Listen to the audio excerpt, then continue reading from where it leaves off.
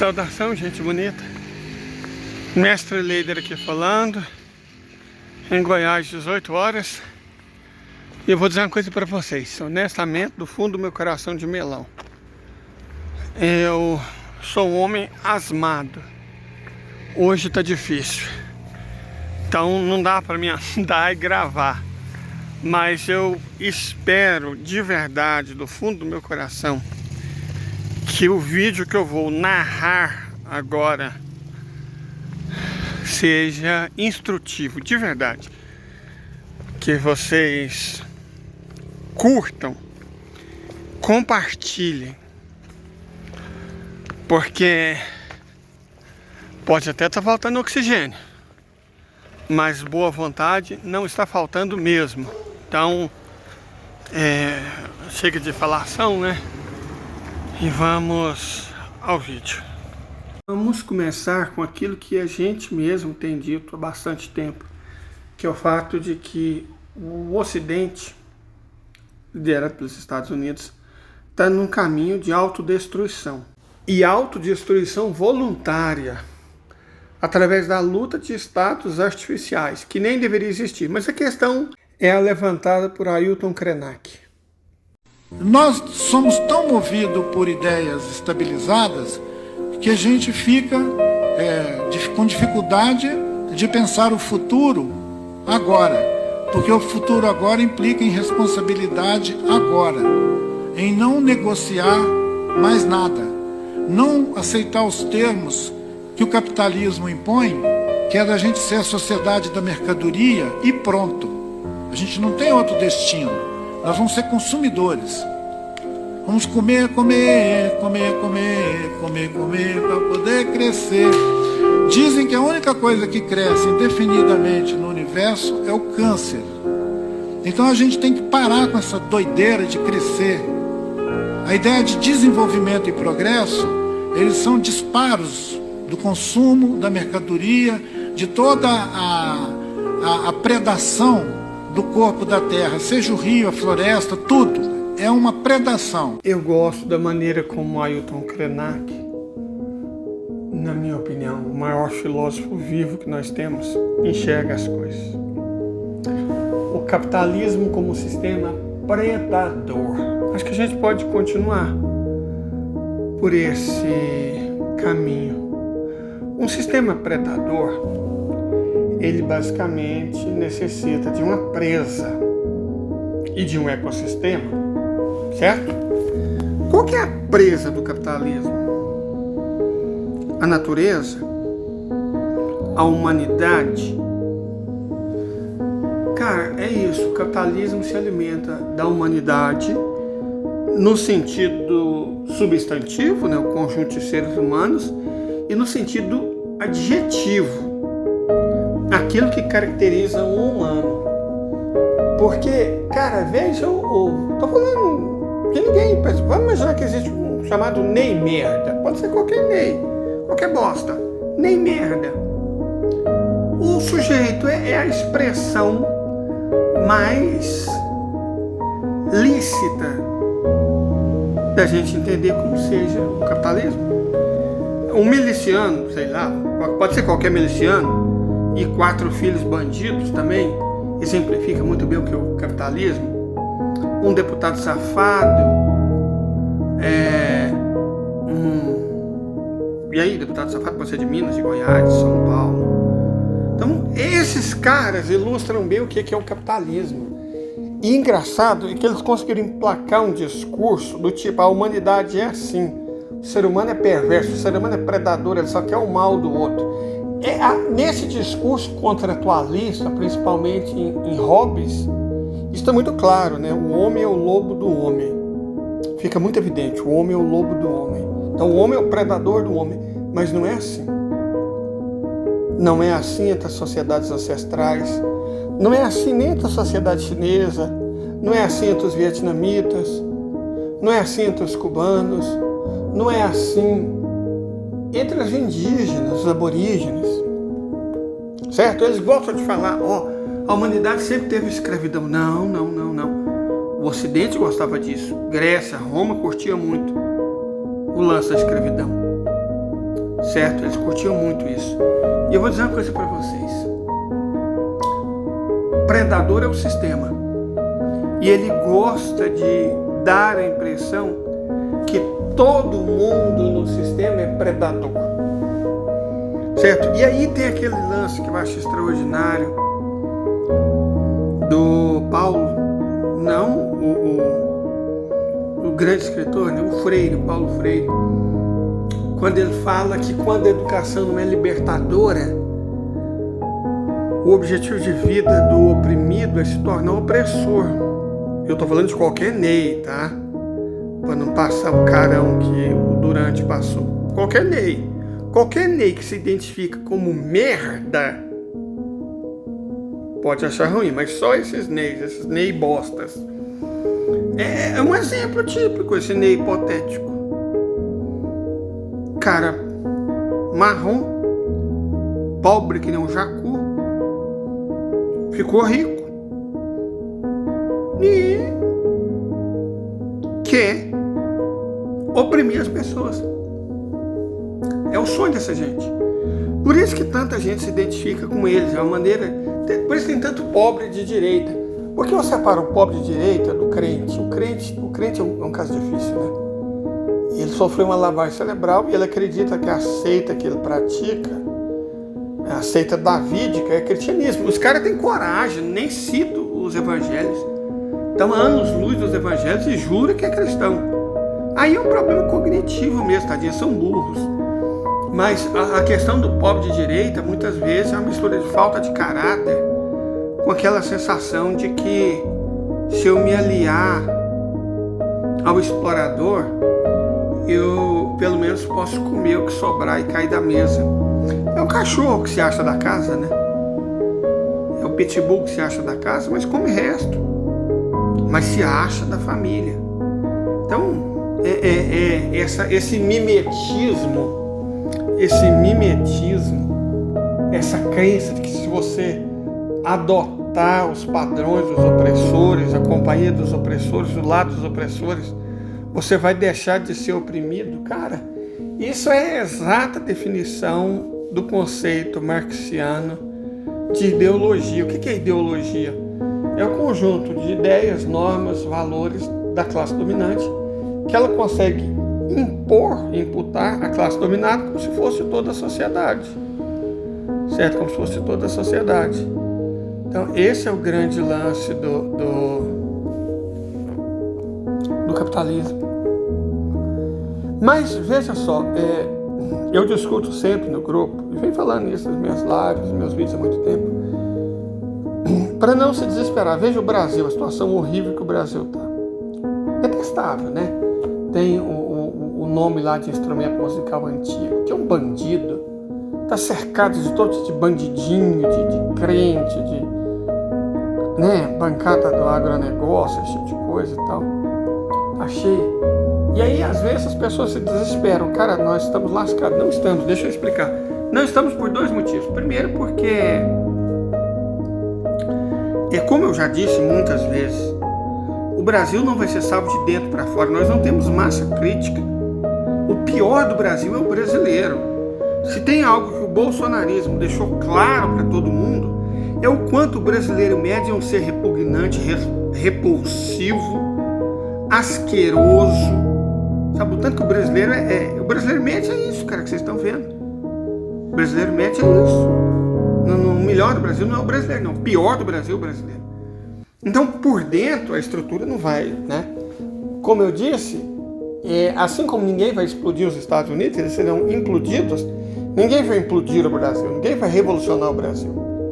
O Brasil vai ser explodido de fora para dentro. O sistema vai colapsar. E aí, as Globo, os Lira, os Bosta vão se desfazer. Tudo que é sólido se desmancha no ar. Mas o que é merda também se desmancha. Por que eu falo isso? Porque o sistema, vejam só, ele está em colapso. Ele nitidamente está em colapso. O sistema está em colapso. Se ele está em colapso, ele vai, adivinha? Colapsar. O sistema vai colapsar. A dívida dos Estados Unidos, ontem nós falamos sobre isso, hoje nós falamos sobre isso, uma dívida absurdamente impagável, uma situação econômica insustentável. E o que o BD fez foi piorar ainda mais as coisas, assim, envolvendo os Estados Unidos em 3 guerras potenciais, para perder as 3, endividando o país ainda mais, tornando o país ainda mais odioso para o resto do mundo. Certo? Então, o sistema vai colapsar e não vai demorar muito, não. E vocês acham de verdade que esses fanboys dos Estados Unidos que tem aqui no Brasil, e eu digo todos eles, sabe? Os traidores da imprensa, os banqueiros, o agronegócio, os traidores da política, os evangélicos, vocês acham que eles conseguem sobreviver sem o suporte dos Estados Unidos? Sem o apoio dos Estados Unidos? Não consegue não, gente. Não consegue não. Mas voltando à questão que nós estávamos falando, você está vendo aí um punhado de nome de pessoas que mudam o nome, não é? Que não tem o nome que eles dizem ter, escondem o sobrenome e tudo mais. Então, vamos falar sobre isso. To show you what I'm about to show you, your mind will be blown. You're going to be blindsided. Every single Israeli prime minister has a fake name. Did you know that? I was just talking about Ben Gurion. Do you know what his original name is? It's Grun. Gruen. He changed it to make it sound more Jewish and sound more Middle Eastern. Do you know what Netanyahu's real name is? It's not Netanyahu, it's Milkovsky. I swear to God, go and look it up. You'll find Milkovsky. That's his real name. These are, remember what Israelis are. Israelis are European Jews. They don't come from Palestine. But they want you to make you believe. They want to make believe and make you believe that they come from this area, that they are indigenous to the land, that they're so Jewish, right? Even though they have no connection. So they changed their names. Here's another one. Moshe Sharat. His name is Chertok originally. You've got Levi Eshkol. Eshkol was Shklonik. So he changed it from Shklonik to Eshkol. Then you have Yigal Alon. His original name, Peikovitz. Golda Meir, Israel's first female prime minister. Her real name is not Golda Meir, it's Mabovich. Mabovich. More like mad bitch. We have Yitzhak Rabin, right? His name is not Rabin, it's Rubitsov. Are you seeing the pattern? These are Eastern European names. Not Palestinian, not Jewish, not Middle Eastern. They're Eastern European, okay? They're not Palestinian. They don't come from this region. Yitzhak Shamir. He's a great one. You know, Yitzhak Shamir, he's on the wanted poster because he was wanted by the British police in Palestine for terrorism. But they don't tell you that.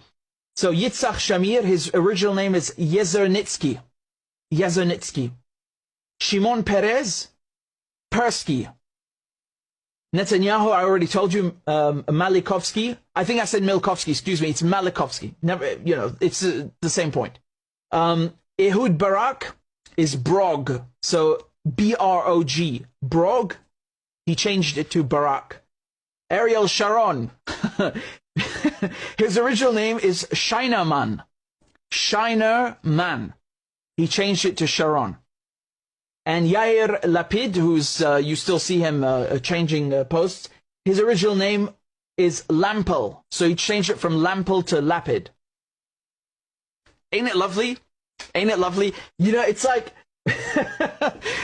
I know half of you didn't know this. I guarantee half of you at least didn't know this stuff.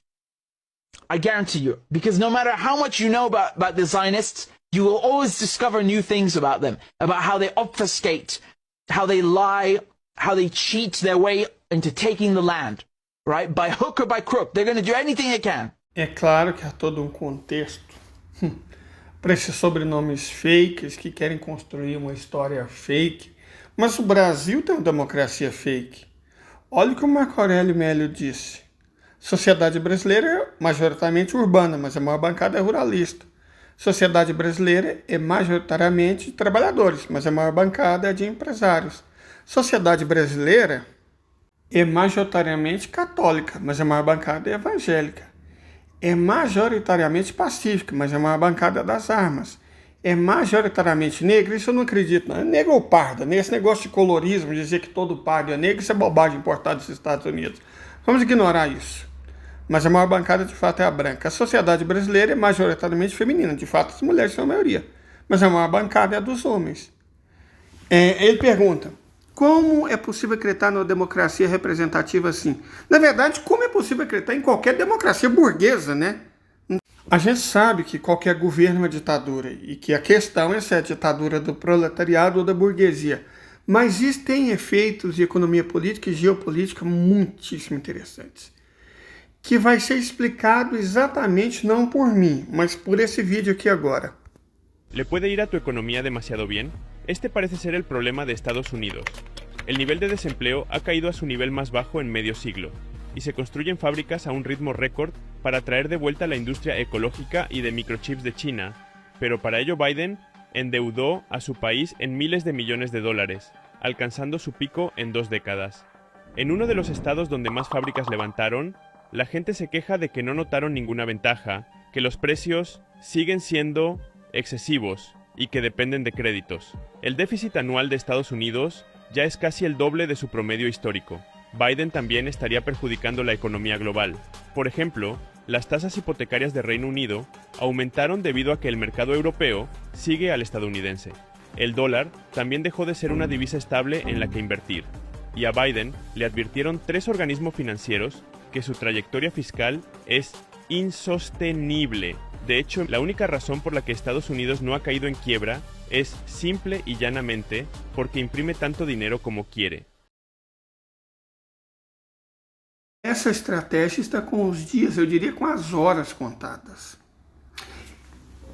Primeiro, nós temos a questão da desdolarização, mas a outra mais profunda. Só a dívida do governo federal dos Estados Unidos. Só a dívida do governo federal.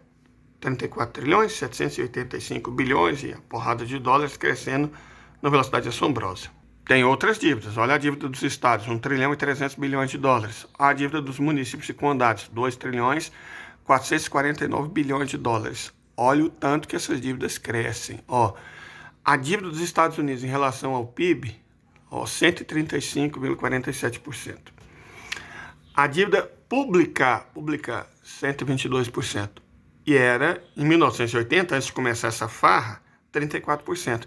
Quer dizer, os Estados Unidos conseguiram a proeza inacreditável de eles deviam 1/3 do PIB, hoje devem quase o PIB mais 22%, né?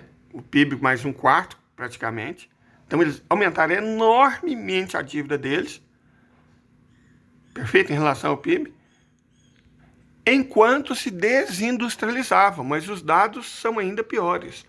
Olha o total da dívida dos Estados Unidos, a dívida toda, total, não só a dívida do governo federal, a dívida dos governos municipais, a dívida dos governos dos condados, dos estados, a dívida das empresas, a dívida dos bancos, a dívida das pessoas. O total da dívida nos Estados Unidos é de 100 trilhões de dólares, mais de 100 trilhões, 100 trilhões, 400 bilhões, 342 milhões de dólares.